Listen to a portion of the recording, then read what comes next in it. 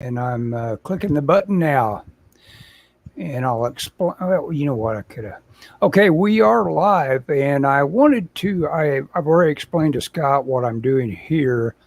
I'm going to share my screen, which is what is going to slow me down here a little bit. Present, share screen, and then open it. Okay, here we go. What I'm doing is solving a problem, and this is an experiment on my part to see if I can drive traffic to here by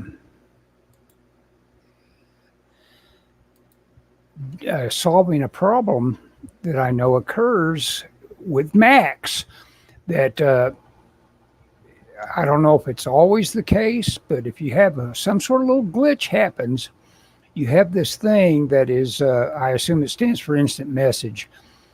It's related to FaceTime, and it's a little app called imagent, and it literally uses gigs of your memory. Oh, and it's on forums, and people are asking, well, what do I do? And they get all these answers that just don't work. And this guy said, it worked for me. So I tried it, and I did the precaution of saving the little app that you find here with this path of system library, private frameworks, so-and-so core framework. But you can see right there. I also am going to send I'm also got a link below to this exact JPEG. And it says delete the application. Well, it's apparently got absolutely nothing to do with anything important unless FaceTime is just essential to you. I don't even know that FaceTime wouldn't work without it. I haven't tried it, but that cleared it up instantly. So I just want to tell people that are struggling with it, can't find a real answer for it. This guy did it. His name is Riyadi Chulib. Something like that. Okay, so we're done with that. Okay, that's the end of Mac Hour. Yeah, that's the Mac Hour. And by the way, Dan Johnson has checked in. Oh, has he? Oh, he says, "Hi, guy." Hey, that's the old line of some comedian. Always said, "Hi, guy." Tell me who that was. You're evoking nostalgia that. You don't even know what you're nostalgic for. Yeah, I don't even know what I'm nostalgic for. Oh, my God. That's what I'm hearing. It's not the Honeymooners. That was a good Ralph Cramden, though. It's a little after that era, but close. God, all that stuff is half a century ago, if not more. Half a century? Honeymooners was more than half a century ago, man. Yeah, really. I know it. It's like the age of the 50s. So that's 70 years ago. When I was a kid, man. That was from one of the 70s commercials. Yeah, you're right. Oh, and I think he may have been the guy that was the shaving cream commercial guy. You opened your mirror up to shave to reach for something to shave, and that guy was on the other side of your mirror. We don't want that. Nobody wants that. You were sharing the space with him somehow. And he said, total Mad Men era. Yeah. There you go. I still haven't watched any Mad Men. I need to. Yeah, it's pretty cool stuff. Right now, I'm hooked on Yellowstone. I got this page done, I think, in between the intervening week. I didn't do as much as I should have last week, and Dan has emailed me some changes to this page, and I'm gonna cheat because this panel here is gonna be it's the news, and it's gonna be when I scan it, I'm gonna drop that picture right there in there. I'm gonna kind of do some effects to make it look like a television. Cool. Yeah. Like the old Like Frank Miller. Look up what Frank Miller did for the Dark Knight. Right? Yeah, that's exactly what I was emulating. And I Mhm. kind of, I tend to play kind of fast and loose with some of this stuff because obviously this is a tube TV, but to me it says TV. People reading it may go, "What in the world?" Anyway, No, sorry. yeah, well, yeah, that does get a little. Are you trying to evoke maybe a earlier period, or No, not the crickets? necessarily. I mean, I think Crickets period. Our period. I'm trying to keep it kind of vague-ish because Mhm. it's not really set. I mean, I don't know. Dan may email me and say knock it off, but I want it to be. I don't know. Yeah, maybe to evoke, but I mean, the guy's getting ready to have a computer. He's getting ready to open up his laptop. So I mean, Okay, yeah, it's our period. but there are some weird stuff like that. I was going to show you something I picked up this week, Ellis. This is right up your alley. Okay, let's see it. Captain America Essential Volume 1. Black and white. Black and white, man. It's when what'd you Captain pay for America. it? $7. Where'd you get it? I don't want to reveal myself. At a comic shop. Oh, okay. There's the comic shop by my work had a flood. Oh. They had a plumbing leak, and so they had to empty out the store. And they had and they pulled out a bunch of old back stock, and I think that was part of that. And so I go there, and he's got all these books that I hadn't seen before, and I'm like, "Where'd you get this stuff?" I bought a bunch of stuff from him. I'm gonna buy more probably next week.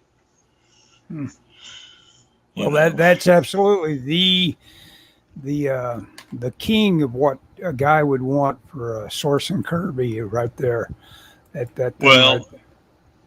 yeah. Well, you know what's funny is I assume I don't know. Is it not all Kirby? I mean, what is it? No. Every bit of it's Kirby, I think. Okay. There may be one John Romita story in there, but Okay.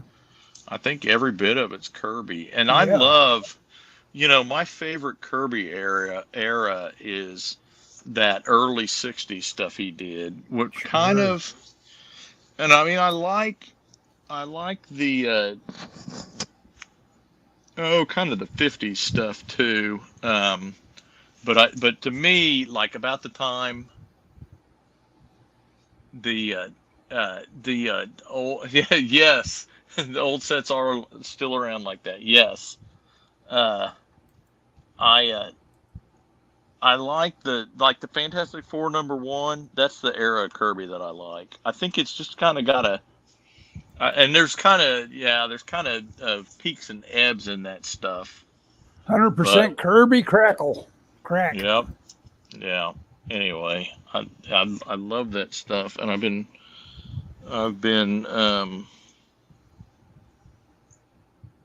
hang on just a second. I yell at my dog. Bella, what are you doing?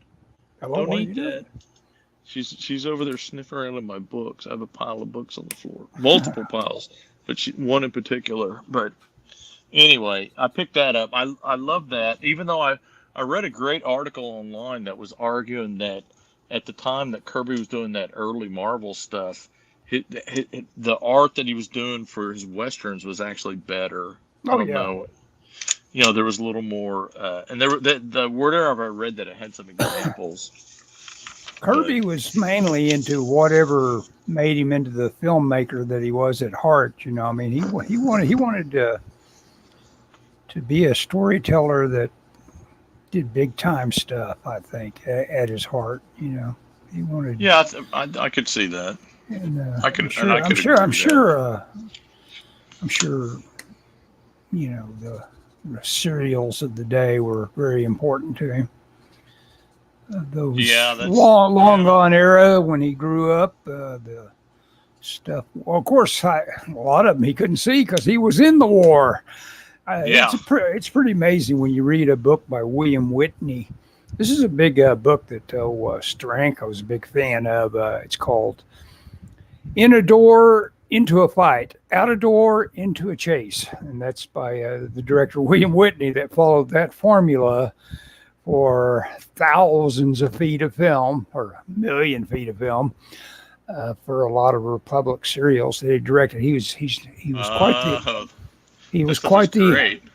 yeah, oh, he was quite the innovator on the Republic fight scene as we know it was probably invented by William Whitney, which is, if you knock somebody over a table, that shortens up the uh, the time that guy's got to recover from it so he can come back for his next punch.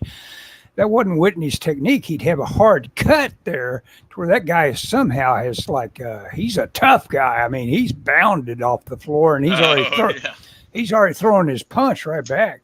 And those cuts that enabled everybody to be Jackie Chan basically yeah. was what made those Republic serials so lively. And then when you'd compare it to I forget who did Flash Gordon. They would have a fight scene. Universal, I think. Yeah, they would have a fight scene, and Flash would tie up with somebody, and of course they can't hit each other, and Right. he just like tie up, and they would jostle themselves around because the guy had a lockdown shot and didn't want to get any less lazy than that to just lock down on it and watch these guys tussle. And that's nothing compared to what you're going to be presenting to your fans in a Republic adventure. Oh yeah, they're definitely They're getting a lot more. scrappy. Yeah, Yeah, they're getting a lot more mileage out of their fights, I think. yeah. I mean, when I was a kid, I used to watch somewhere they ran the old Flash Gordons, and I'd watch them on like Saturday night. Hmm. And as a kid, I was fascinated with it, but I think it just was indicative of how starved I was for any science fiction material. Yeah. I would watch. I mean, there's some stuff occasionally I'll watch it now. And I think, God, how did I watch this as a kid? Hmm. Yeah. Which Yeah. you know, So boring. Yeah. yeah. Speaking of, I watched Guardians of the Galaxy 3 the other day. Oh, what was that like? I didn't care. I took a lot of heat on all these people online were like, "Oh my gosh, it's the greatest movie ever. How could you?" I thought it was. I thought it was depressing, which I think all the Marvel movies have devolved into depressing, by the way. But Yeah, you don't I have thought to abuse an animal too long for me to that exactly. not be with you. Yeah. Oh, exactly. That's the thing, and it's obvious that they were trying to manipulate you emotionally, and it worked. I didn't want to watch it. I was like, Yeah.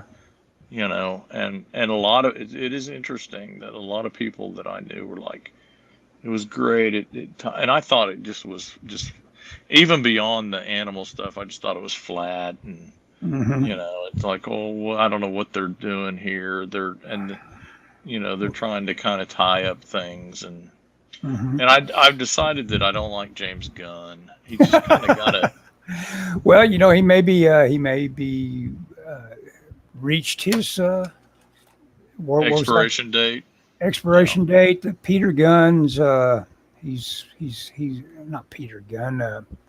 James Gunn. The Peter principle. Oh yeah, yes. He's risen to his level of incompetence. Yeah, I guess so. Just trying to Yes. remember what the catch term was. Yeah, I That's- remember that's- that guy being that's my on Johnny marketing. Carson. That's my managing principle. Yeah, Peter principle. That's how I manage. yeah. You have let's I've promote you risen. right now. I've risen to my We incompetence. gotta get you out of here, but we'll put you someplace where you won't do any harm. Yes. What were you saying about Johnny Carson? Oh, I remember that guy Carson. Was that's what made him a great interviewer. He would act like, yes, this is all fascinating, but you hear all these anecdotes about him, like he just completely turned off during commercial. He'd be like, yeah, I don't care. Quit talking to me. We're on a break. Yeah, we're on a break. I'm gonna, smoke a cigarette and drink coffee or whatever he did. Yeah. Yes. Haven't seen it yet, but if you think it's not good, then that's okay. You like what you like. Well, yeah, and don't get me wrong. I was very like, well, this is probably an unpopular opinion, but I just thought it had. I don't like I don't like depressing movies. I Mhm. mean, there has to be, and I get it. I mean, I like there has to be a resolution that, which I mean, I know like Escape from New York, and Warriors, and all that stuff. I wouldn't call it upbeat, but there's not a. I mean, to me, there's a little bit of difference Still, between some of still the got again, heroes in it. Yeah. yeah, some of the animal cruelty stuff that they were depicting in here. It's like I don't mind if Kurt Russell or one of the Warriors gets abused. We kind of expect it, but you Yeah. don't really, you don't need to. And I and that was a big part of the movie, and I didn't need to see that. And Even though it was a but CGI raccoon. yeah, I don't care about that. I mean, it Yeah. was obviously manipulative. That's what I didn't Yeah. like. Oh I yeah. mean, I Well, yeah. didn't. Well, I mean, I thought it was depressing too. I mean, I don't need to see that. See what Dan says. I haven't seen any of the Marvel movies since the last Spider-Man film. I can't get excited. Yeah. No, those are worn out. They're done. The You, Spider-Man movies or the Marvel no, movies? just in general superheroes. Period. I kind of think so. Well, and here's my thing. First off, when it comes to comics, I don't like the cosmic stuff. Everybody talks about Marvel Cosmic. Our friend Dave is always talking about Marvel Cosmic, and he loves Marvel Cosmic. I do not. Mhm. I like it grounded. I like it close to the street. I don't mind superheroes, and I don't mind like powerful superheroes. But to me, to keep my interest, it needs to be earthbound, Mhm. really. Which is weird because as a kid, I love science fiction, but I found that I don't care about that much about that particular, genre as much as I used to, and so I prefer it to be kind of the stakes to be a little more human. And so Mhm. I've always loved Spider-Man, all in the Spider-Man movies because of that. But Marvel, after really, I mean, I think Endgame was this way, but really, Ultron really took it that way too some. But Endgame, yeah, I'd come back for another Spider-Man film. I like Spider-Man as a character; he's a great character.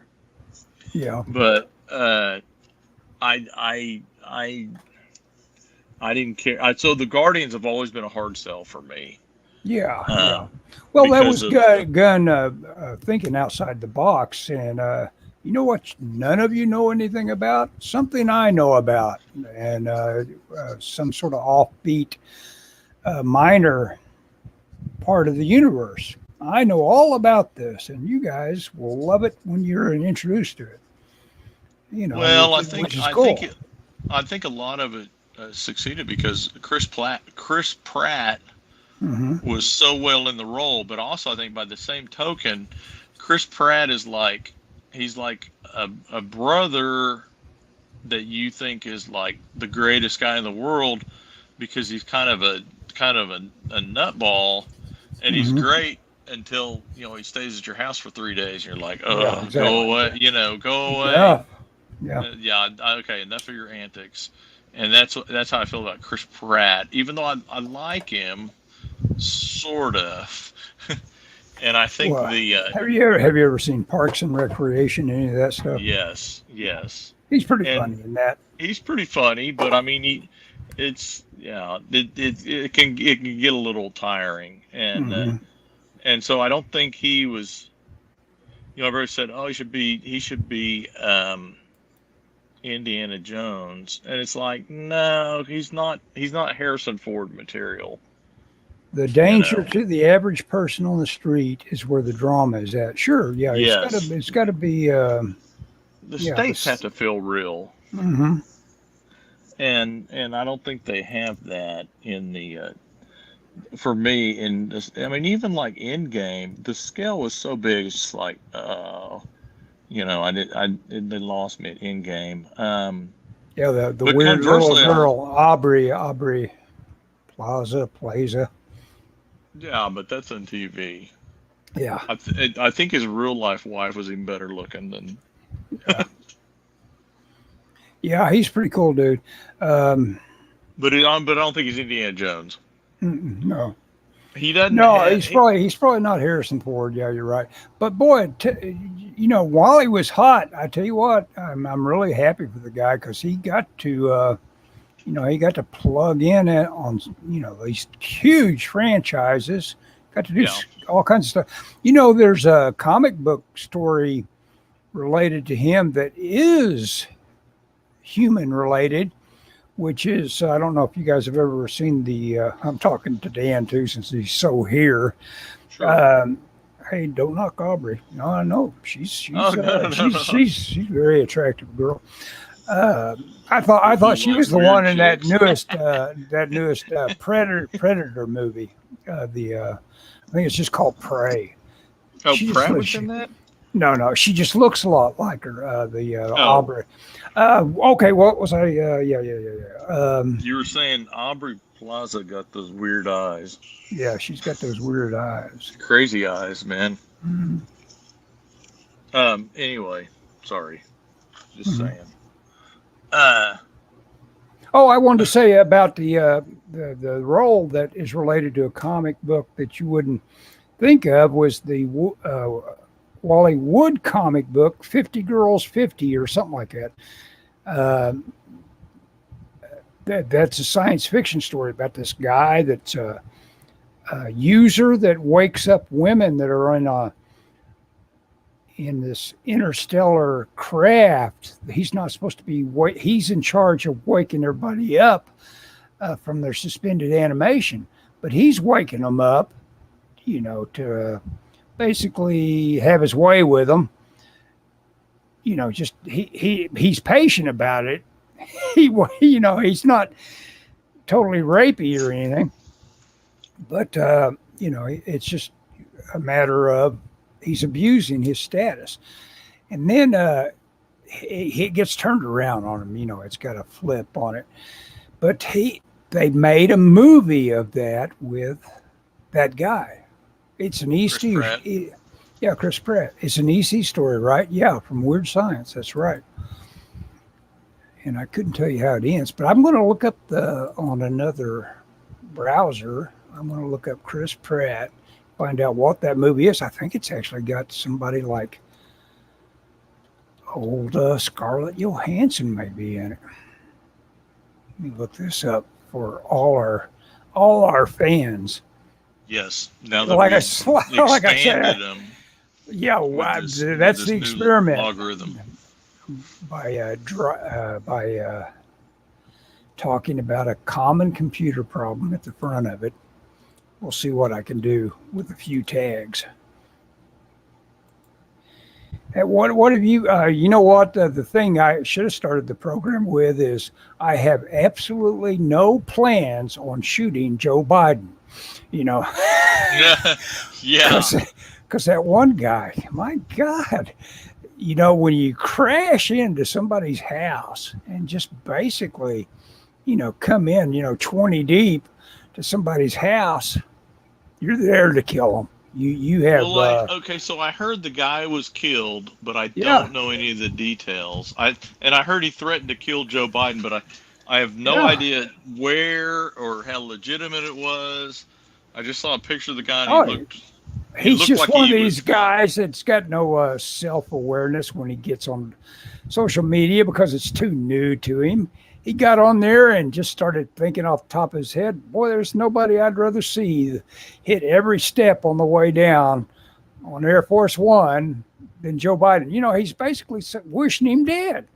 And so, when you do that, if someone points it out, you cannot make idle threats, even if you don't mean it as a threat. yeah. Hey, a guy at my work got fired and arrested Yeah. because when I don't want to get into too much detail, when the lockdowns happened, and there was a time where they said if you don't get the shot, you can't work.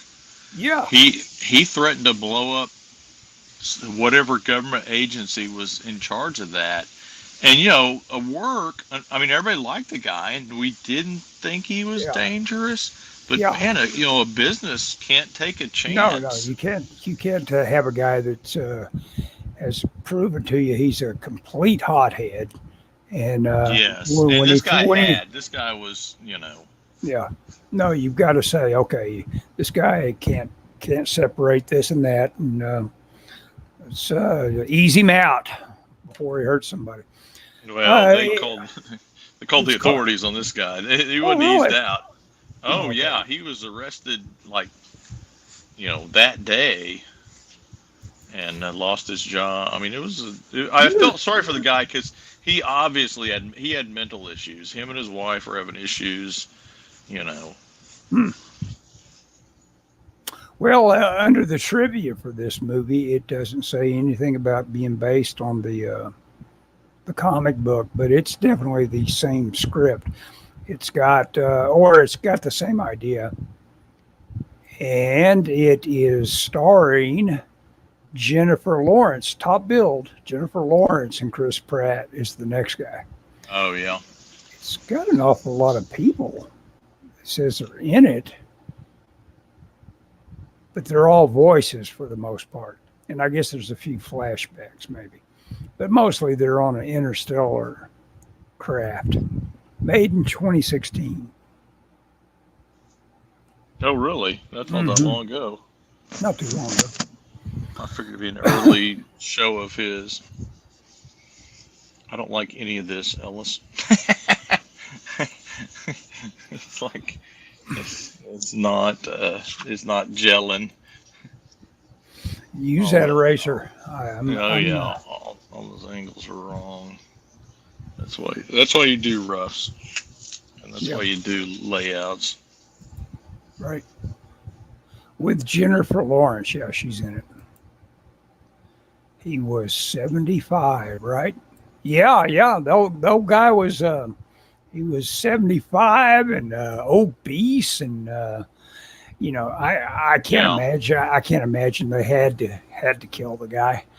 You storm into some place, and you're looking for a reaction when you storm in like that. You are looking for either like someone rolling over, or you really want to go. Your favorite movie is Sicario, and you want to have a triggergasm on the guy. Oh, I thought you were going to say your favorite movie is Scarface, and you just got your shipment in and you're ready to roll.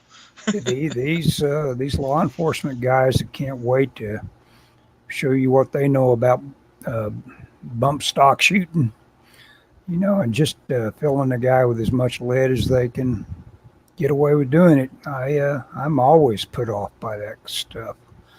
All that hysterical yelling and everything that is just designed to bring out the fight or flight in people. Like, that's why swatting is such a bad deal. Yes, because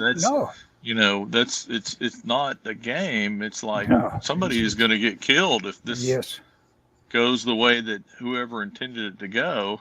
Mm-hmm. I mean, I don't know what the penalties are, but they can't be near severe enough. No. No, that's swatting. That was going on with old Tim Pool just on a regular basis, I guess. Oh, yeah.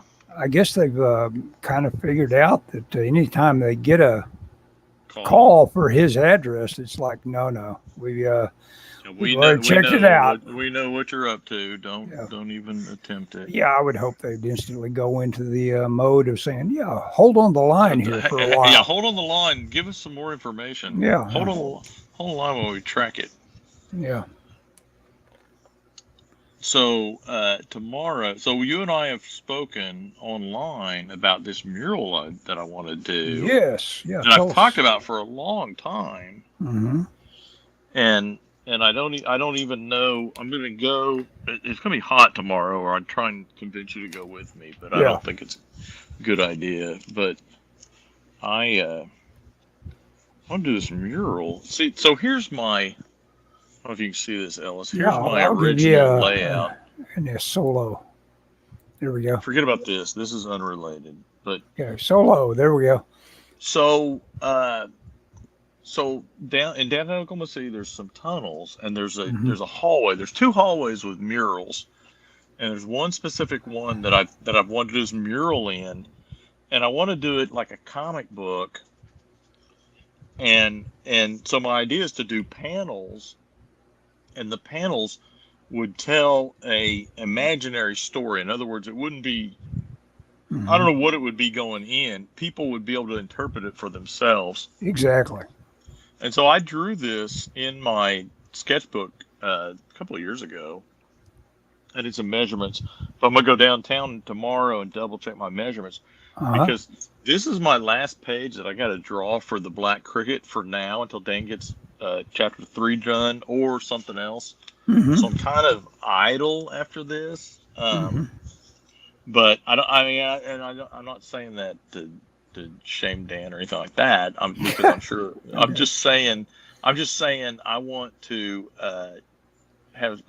work on this. Maybe I want to at least do the drawings. And I found there's a drawing. It's the splash page to Captain America 111, which is not in that book, unfortunately. But it's drawn by Jim Steranko, and it's like a carnival, and it's all these different scenes, and that's what I kind of want it to look like. I had originally thought I wanted, which I think probably interested you more, I thought I wanted to look kind of Parker style. Yes. But I think Darwin Cook style. But anyway, so what I'm going to do is I'm going to go down there tomorrow and try and figure out exactly how big it needs to be. And I'm going to take some pictures, and then when I finish this page up and I'm actually free, I'm going to do some roughs. And again, I'm not saying this so Dan feels pressure or doesn't feel pressure for that matter. I want to keep working. My goal is to make comics, not murals. But I'd like to do that. I think it'd be cool. At the very least, I want to start doing some of the drawing, to kind of get the thing going. Yeah, how many big panels have you got visualized for that? How many? Like 20. 20. Yeah. That's a lot of artwork. But like you say, what is fun about that is totally Scott McCloud kind of stuff that you have planned, which is the viewer is the important part of that. They're going to fill in all the blanks and what that story might be. If it becomes a story at all, it'll be because your audience has filled it in. What it is. So there's a I'm going to use the term game. There's a game called 5-Card Nancy. I think it's 5-Card Nancy, maybe 7-Card Nancy. And it's I'm looking for something. It was created by, I think, like Dan Spiegelman. And basically the idea is you take a Nancy strip. Yes. And you cut it up, and then you deal people cards, and they have to make a story out of the cards they get. That's fun. Yeah. So I'm looking. That's good writer drills. Sounds like to me. Something like that would be good to just say, okay, you ought to have a short story in you just by when you sit down and start typing. I've got to start writing more short stories, and that was your passion at one time. You found those old short stories of you, and that kind of activated a little bit of something in you, didn't it? Well, yeah, I wrote some short stories when I got out of college. I had drawn comics as a kid, or I'd drawn as a kid a lot. I went to art school. Hey, Dan says he hopes. Oh, yeah, okay. So I have 24 hours to work on this. Yeah. I finally figured out the balance needed to do an info dump. Do some foreshadowing and get some action in there too. Yeah, it can be kind of tough. All of a sudden, you start studying what you've been up to, and it's like, this needs this or that.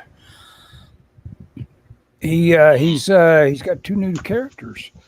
Oh, that's always good to have some character design in your future. That's fun. Anyway, so I thought the DC Guide to Penciling Comics had a similar exercise, but I guess it doesn't. I couldn't find it where they gave you like 5 panels and you had to figure out the sequence. You could Xerox it, cut it out, and place them in any sequence to tell the story. Yeah, sure. Yeah. Maybe it doesn't, but anyway, that's my idea. So and originally I thought about doing it kind of in a Darwin Cook style. Where I like the monochrome, but then I saw that Steranko thing, and I still like the idea of monochrome, but I like the Steranko thing too. I got to say, I know that you weren't as I know that you're more interested in the Darwin Cook thing, which is nothing wrong with that. Well, no, I don't know. I just like the for walking along and finding something. You don't want to. I think what your impulse would be toward detail, Nah, I don't want it too detailed. and always, Cook is always going to be a guy that reduces it to, a graphic, which I dig. But I don't have that. I don't have that kind of talent either. I always have to draw. I don't ever real quickly get to a point where I say, okay, let's just do a couple of colors here and be done with it. Yeah, I always have don't. to. Yeah, go ahead. Well, I don't want it to just be. I think my problem is in my laying out my panels or writing up my descriptions for my panels, figuring out what would go in them. I got hung up on a single item, like a coffee pot or a typewriter, and I don't want it to be like that clip arty looking. I want it to be I want it to be a scene. So maybe it's somewhere in between the two, where it's a coffee pot, but it's on a counter, obvious, or next to a cup, or multiple things. I don't know. Well, yeah, you want to have some sort of drama going on in it. Yeah. Yeah, I think an item won't be quite as much drama as I'm looking for.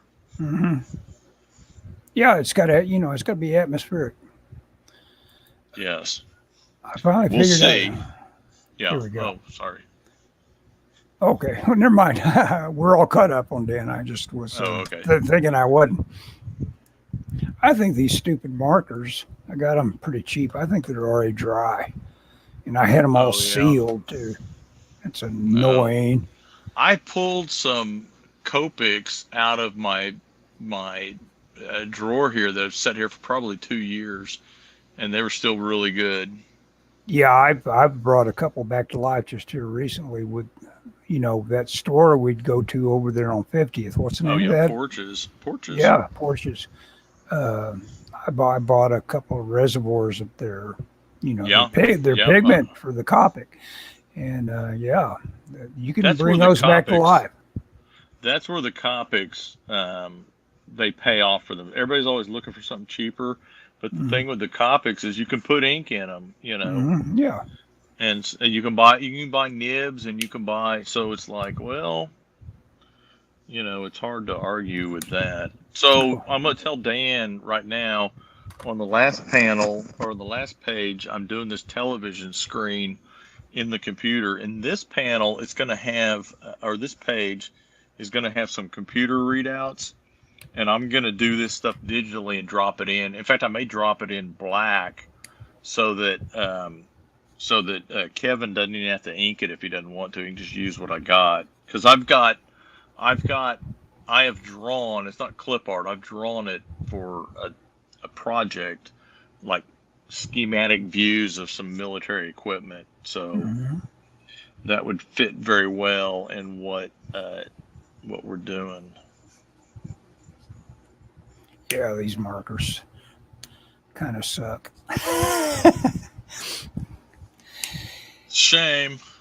Yeah, I know. I mean, it's like, I tried to get something for nothing, basically. Well, or just cheap. A little too cheap, yeah. Have you seen any of the Yellowstones? The show Yellowstone? Okay. No. Is it worth? Are you enjoying them? Yeah, I guess you have to be part of Paramount Plus to watch them. But our library has all of them, including right up until where we're at now, waiting for Kevin Costner to decide whether or not he's coming back. So that's pretty cool that they've got every one of them you could possibly have at the library. Oh, yeah. Well, if I go downtown tomorrow, maybe I'll go by the library and grab some. Just send for them. I was thinking they had them downtown. Dan, well, they may. Cool. Sounds good. whatever you said. I was earlier. talking about using digital stuff Oh, for yeah, part yeah. of this. Yeah. So a week from yesterday is my birthday. So Oh, yeah, so I'm I'm gonna splurge on some stuff. I took off Thursday and Friday. I didn't take off on my birthday because I got something at work I need to take care of. But but Thursday and Friday next week I took off work. So I don't know what I'm gonna do. Depends on the weather. I may do. I tell you what. Last Friday I took off, and Michelle was out of town Friday and Saturday, and so I didn't really have any obligations. I had a little bit, some errands I had to run, but it was like, this is what retirement is like, eh? You know? yeah. Well, yeah, getting out when everybody else is hard at work is just one of those perks. You kind of dig it. You get real used to it. It's like you say, who cares what you're used to having to deal with? This is what I deal with. I don't. Yeah, I can see that. I gotta get out and go get my groceries when in the middle of the day or early in the morning, whatever. When is your grocery day? Do you go once Usually, a while, or? usually I feel like I'm wasting gas if I don't pick up a couple items since I'm right there by Crest while I'm going for my walk. Oh yeah. See, I wondered if you went by the groceries. I think if I were single and certainly retired, I would probably go multiple times a week.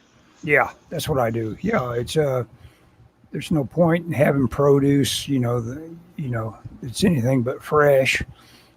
Just go ahead and pick you up about a couple of days worth and go back for more. Unless I thought there was going to be a snowstorm, but I think Yeah, you're safe for a while. Yeah. For a little bit. I checked out a 10-day forecast, and it's going to be mid-high 90s for 10 days, and it's going to touch 100 a couple more days of that time. Yeah. So we're still in the misery zone. It's August. Here. It's August, man. Oh yeah, hoping for an early break from it. And Hawaii, how about that? Paradise. You'd think they'd have some sort of capacity for dealing with something like a little wildfire that drives you into the ocean. Yeah, I know. How bizarre is that? I heard there were people like jumping in the ocean to escape the wildfire, man. So their skin was burning up. They had to get out. Of course, if people will jump off of the World Trade Center, I mean, they'll jump off anything. Yeah. I mean, that's better than burning. 100%. It's an e-ticket ride on the way down. Whee! Ooh, I don't know. That's not something. I'm out too. I'm out. I don't want to jump either. Yeah, that would not be an easy decision. It's not like hit and roll. Nope. No. You can't tuck it. You can't tuck your way out of that one. Yeah, tuck. Flex your legs. Yeah, flex. That ain't gonna do it. Hit like a grape being hit between manhole covers. Yep. Oh, I was gonna say between two bricks. Yeah. But yeah. Yeah. No, that's better. You just a bit of juice there on the ground. Yep. Unfortunately. Yeah. What a terrible day. And to think that I think as a country, as a society, we've completely forgotten all about that. What? 9/11? Yeah.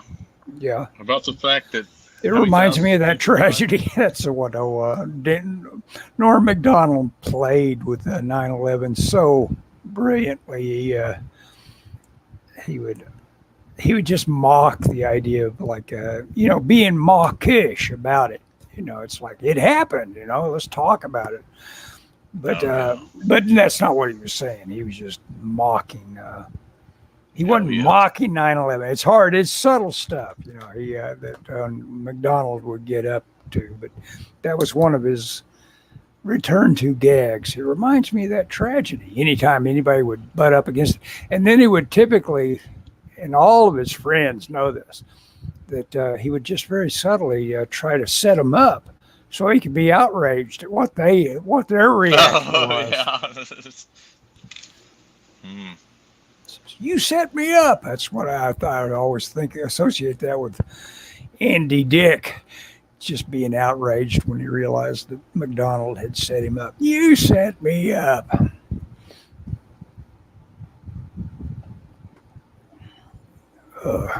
I've got a couple of clips of Norm Macdonald that I just put on, and then I just say replay, and they take about 20 seconds to watch, and it just makes me laugh every time I go through them. Every time you see it again and again and again. Yes, it's not supposed to happen with humor. It's supposed to always surprise you.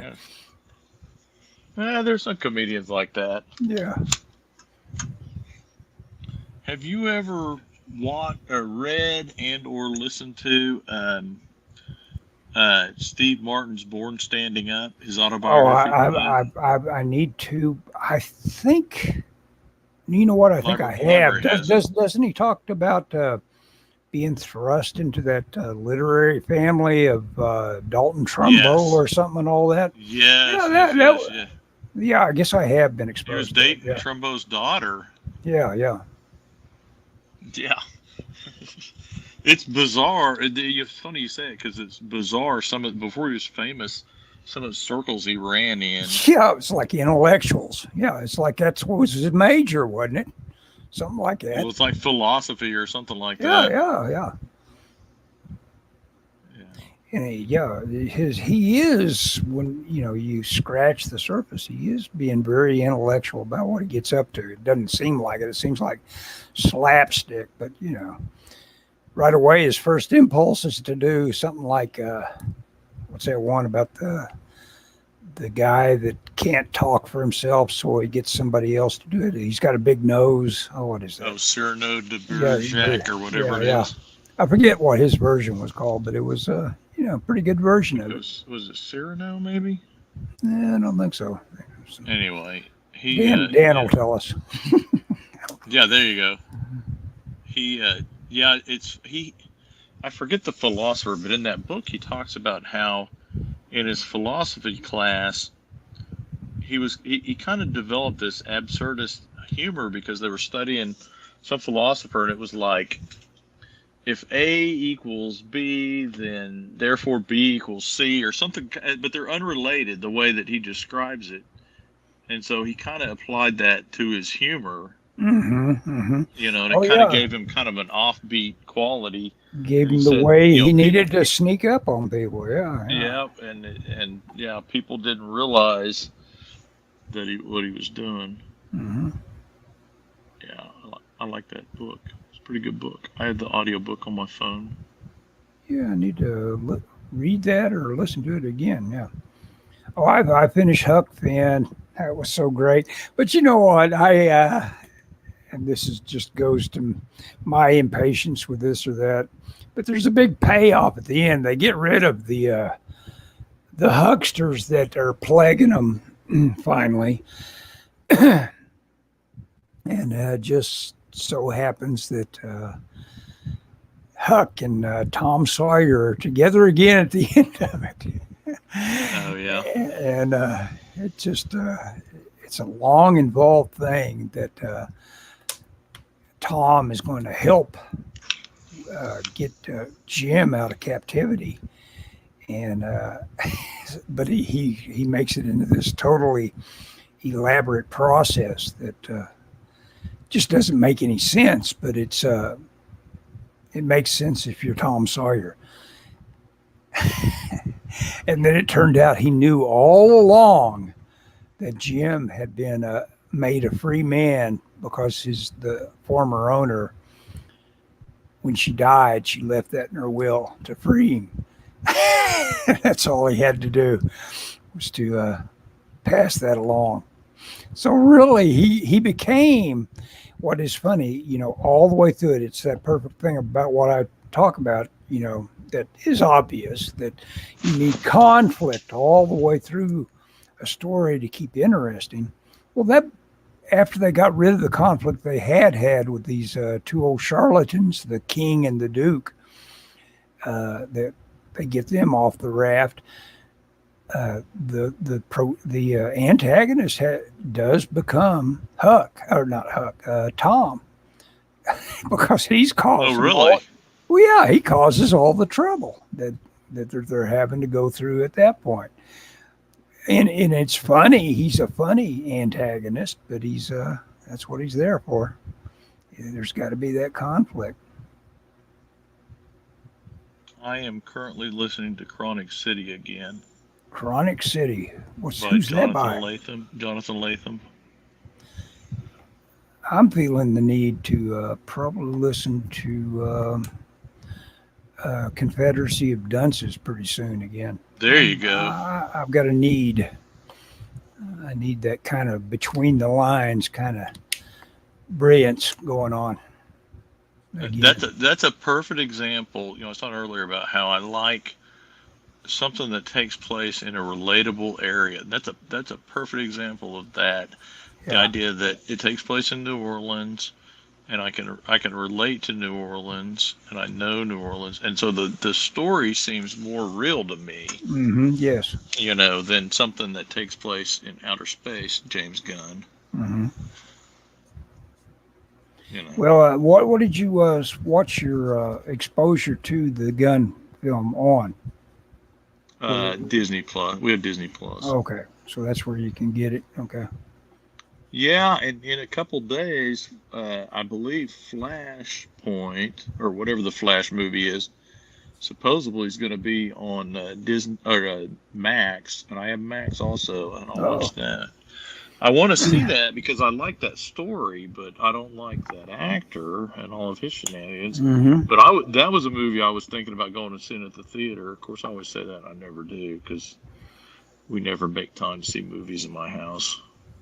Yeah, that's pretty elaborate. Don't do you know if Barry or anybody has gone out and seen Oppenheimer and followed it up with Barbie or anything like that? A girl at my work has, and she watches a lot of movies, and she watches everything at Christopher Nolan's. So she was going to watch that, and she was going to watch Barbie too, but she watched them both on like day of release or whatever.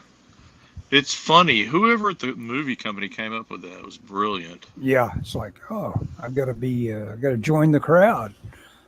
Yeah, exactly. See both.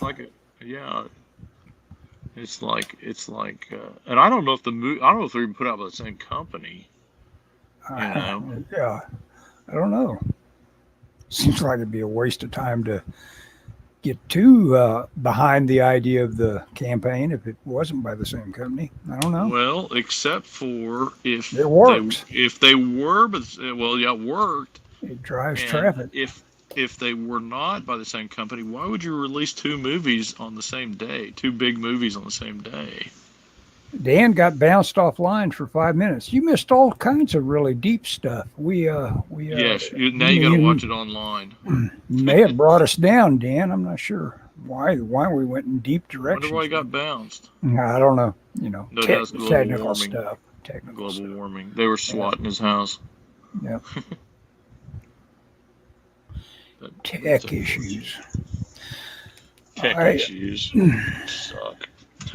Hey, there's a guy. I'll have to send you a link to this guy. I got to track him down again. I followed him.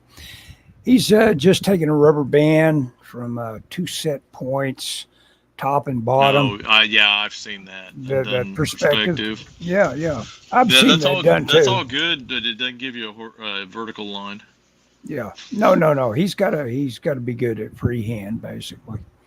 Yeah, and you can do that. I mean, I've seen people do that. It's kind of cool.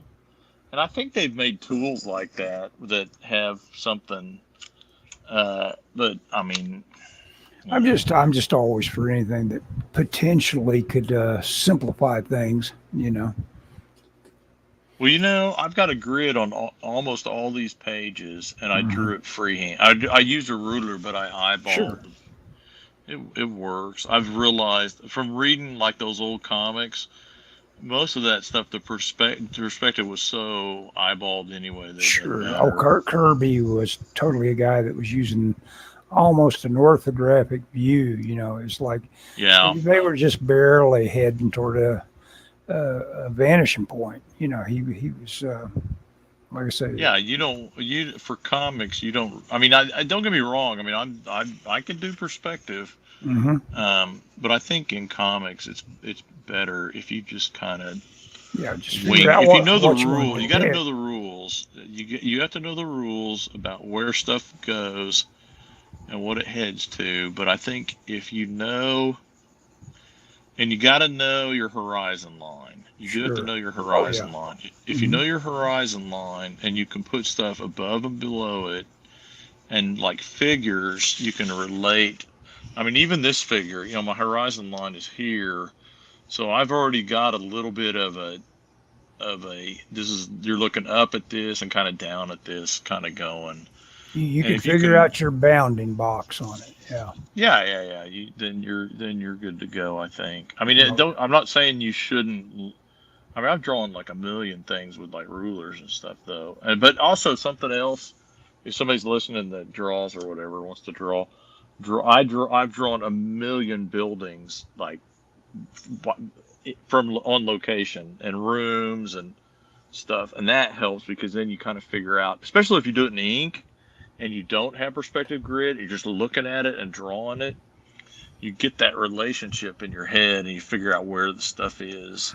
well, and another tip coming from a guy that obviously notices perspective is Sid Mead. And Yeah. I was actually present live listening to a little lecture of somebody asking what's the first thing he puts in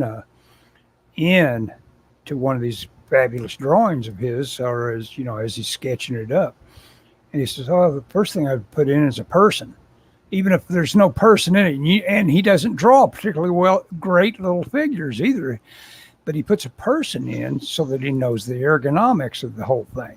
It's like, Oh yeah, that makes sense. if he's drawing a table, does that hit at hip height or not? Yeah, He's got to know where all that stuff is, and the only way to get that is with a little figure in it. makes sense. Hmm. That 100% makes sense. Well, I That guess was all pretty that was cool. all. Yeah, I used to own those. You're always getting books that are worth a lot, just almost like just because you're always looking. Uh, Yeah, because I'm always buying. you're always buying. But I used to have a couple of very, very collectible Sid Mead books that Oh yeah, I've got some they Sid go Mead for stuff. go for big time on eBay. But I don't have them anymore. I think I did sell them for. Tried to get as much money as I could get for them. I have Century, which I think, or Century 2. Hmm. I got Still Culture. I got a couple of his books before he, at some point he became kind of mainstream. Hmm. But I really glommed onto Sid Mead when Blade Runner came out because I spent a summer or part of a summer on a farm in Michigan, and my grandmother had married a man that um, lived in Michigan. She met him; they're pen pals, Hmm. and he had this farm and nice guy. Um, but they kind of came up with this.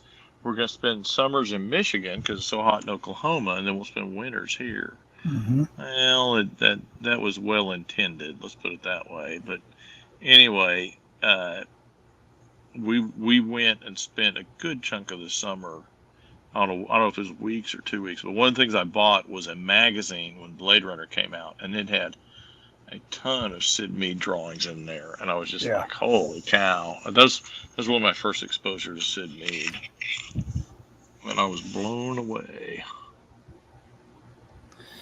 Let me double check Dan. He may have bounced again. He's not there, or Uh he oh. just his last comment is there.